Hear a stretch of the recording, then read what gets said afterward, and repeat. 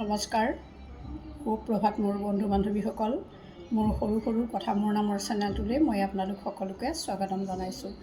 মোৰ এই সৰু সৰু কথা নামৰ চেনেলটোত মই সদায় সৰু কথাই কওঁ আৰু আজিও এটা সৰু অথচ জানিবলগীয়া কথা এটা মই লৈ আহিছোঁ। কেতিয়াবা শুনিছেনে বাৰু আঙুলিৰ তেজৰ পৰা নৈ বৈ যোৱা? মই ঠিক আঙুলিৰ তেজৰ পৰা নৈ বৈ যোৱা কথা এটাই ক'ব খুজিছোঁ।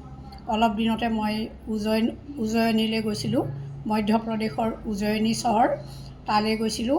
তাত মই শিপ্ৰা নদীৰ পাৰত ৰামঘাটত যি আৰতি হয়, সেই আৰতি মই চাইছিলোঁ গধূলি সময়ত, সন্ধ্যা সময়ত। মই সেই ভিডিঅ'ও মই ইয়াত দিছোঁ।